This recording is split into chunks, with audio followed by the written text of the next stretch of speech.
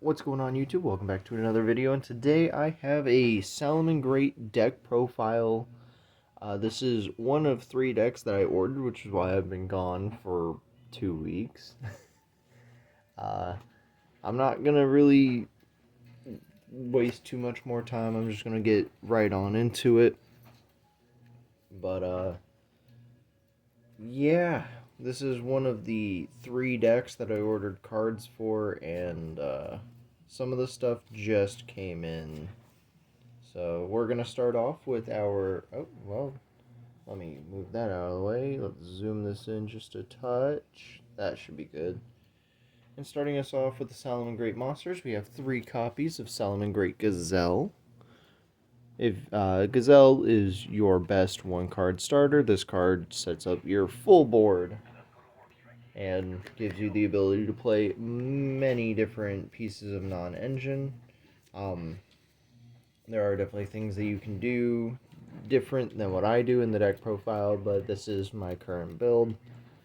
So I've got 3 copies of Gazelle. If you guys don't know, Gazelle has a self-summon effect. If a Salamangreat goes to the or is sent to the graveyard, Salamangreat monster is sent to the graveyard, and then on summon Foolish Burials any Salamangreat card. Then I have 3 copies of Salamangreat Spinny, one of the other best cards in the deck, just because, you know, it sets up your Gazelle. It can send itself from the hand to boost something by 500, and then it can summon itself back from the graveyard. So there's that. And then I have 2 copies of Salamangreat Foxy. Salamangreat Foxy is Potted Duality, but grabs a Salamangreat card specifically on normal summon.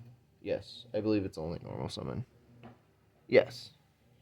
And then I'm also on 2 copies of Salamangreat of Fire.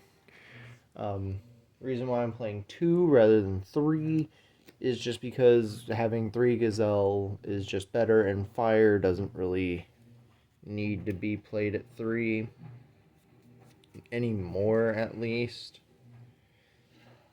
And then I'm on 1 copy of Jaguar, because that's all you really need of Jaguar. He summons himself back out of the graveyard. Then I have 1 copy of Weasel and 1 copy of Mole. Just because Mole is a free summon, Weasel also a free summon. And Weasel also puts a card on your opponent's side of the board, so if they haven't burned their Imperm, it kind of prevents them from using Imperm. And that is going to be it for the Salamangreat monsters. We're going to move on to the spells and traps for the deck, or for the Salamangreat portion of the deck, and that is going to start us with 3 copies of Salamangreat Circle. This card searches your starters, so this is basically a starter by itself. So we have 6 copies of Gazelle with just Circle and Gazelle by themselves. And then we have our typical Salamangreat lineup of 1 Sanctuary, 1 Will, 1 Charge, which originally was like, it's not that great, but giving the deck some form of recovery, but also giving it, what is it? I think it's like I think it's like, you get to put 3 back, or you target 3 that are banished from your graveyard, shuffle 2 of the 3 into the deck, and special summon the remaining. Or if you control a fire ritual synchronization with different attack, you destroy a card. Okay, so if something has modulated attack, that is a link, or that is an extra deck type or a ritual monster, you get to pop a card, which isn't hard to set up. And then obviously we're also on the one of Roar, because, you know, this deck doesn't need more than 1 of each of these cards. And that's it for the Salamangreat portion of the main deck. Moving on to our generic cards. Starting us off, we have 3 copies of Lady Debug. This card grabs your Gazelle from the deck. So if you open this plus Spinny, you have full combo.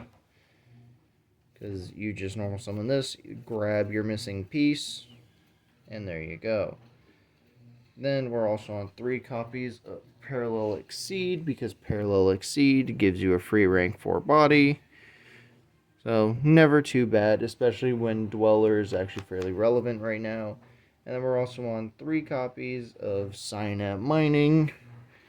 3 more ways to get into your Gazelle, 3 more ways to get into your 1-card combo. And then I'm on 1 copy of Called by the Grave and 1 copy of Triple Tactics Talents. Just as generic slots into the deck.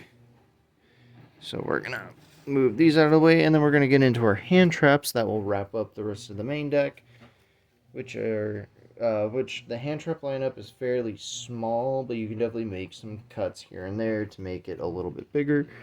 Starting with 3 copies of Ash Blossom and Joyous Spring. Then we have 3 copies of Ghost Mourner and Moonlit Chill, and lastly 3 copies of Infinite Impermanence. And that's it for the main deck. Moving on to the extra deck. I know most decks right now are playing more than 9 hand traps, but that's all it could really fit. If you wanted to go down on Fire or Foxy, I would recommend going down to 1 Fire and 1 Foxy each to fit in an extra 2 copies of a hand trap, and then you could also cut the quick play spell. The one of quick play spell, I believe it's Salamangreat Charge. You could technically also cut that for another hand trap, or for another slot for a hand trap. But I'm going to move on to the extra deck now. Starting us off, we have 2 copies of Salamangreat Balinx. Everybody knows Balinx. It grabs the field spell, and if it eats an Imperm, it's fine. Prime Imperm and Ashbait. Then we're on 2 copies of Sunlight Wolf. And everybody knows what Sunlight Wolf does, but 2 copies of Raging Phoenix, which funnily enough, is seeing success outside of Salamangreat simply because it makes World Dragons Atlantis in Snake Eye. So there's that. But when you link summon a copy of it with itself, it searches a Salamangreat trap specifically. Oh no, it just adds a Salamangreat card from your deck to your hand, which I mean isn't bad. And then it can reborn itself and increase its attack. And then I'm also on 2 copies of Mirage Stalio, which I know is like a lot of in-archetype stuff, but 2 Stalio seems very fitting, and we still have plenty of room for non-engine, or for non-archetype cards. Starting us off, we have the 1 Promethean Princess, the one who causes Raging Phoenix to be played outside of Salamangreat.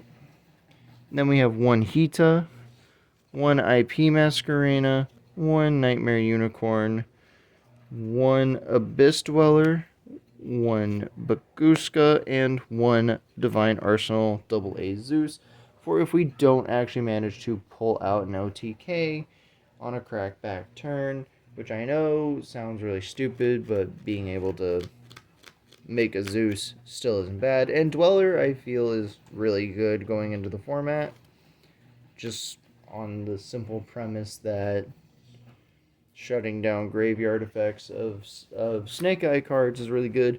And then Baguska is kind of like a pseudo FTK against 10-Pie Dragon, because swapping everything to defense and skill draining them for a turn, relatively good. So we're gonna move on to the side deck. Starting us off in the side deck, we have the 1 copy of Salamangreat Rage. Rage is really only good into the 10-Pie matchup, because since you can use it in the battle phase. Being able to pop multiple bodies isn't bad, but it's also not horrible into other matchups like back row matchups either. like Labyrinth and the likes. Then we're on 3 copies of Effect Veiler, 3 copies of Soravis, for if we know we're going again, or for boarding in when we know our opponent is on Veiler and Imperm, to help insulate our combos. You could technically move this into the main deck over maybe Ghost Mourner and Moonlit Chill, but Ghost Mourner and Moonlit Chill is honestly just a better card to be main boarding in my opinion. Then I also have 3 copies of Dark Ruler No More, just to help us with going second, because this deck doesn't want to be playing through a million pieces of onboard interaction, and we don't have a good way to OTK. Then I'm on 2 copies of Lightning Storm, 1 copy of Harpy's Feather Duster, and 2 copies of Dimensional Barrier, just because Barrier right now is really good because of both Tenpai and, or mainly because of Tenpai and Branded being good into the format. Well, while Tenpai is good, this is always going to be a good card against Branded, so being able to put this on the board, really, really solid. And that is going to be it for the deck profile. I know I kind of shotgunned this one. It didn't really go over the cards in too big of detail, but that's mainly because Salamangreat is a deck that has been played heavily over many years. It's a 5-year-old deck at this point. So I didn't see too much necessity into going into excruciating detail with every card. Just wanted to kind of talk about, the ratio, or just wanted to go over the ratios, go over the deck itself, and obviously the fact that Salamangreat can compete, and there are definitely things you could be playing. Another thing you could do is, instead of playing the Triple Tactics talent, you could play a copy of a card called Fire Recovery.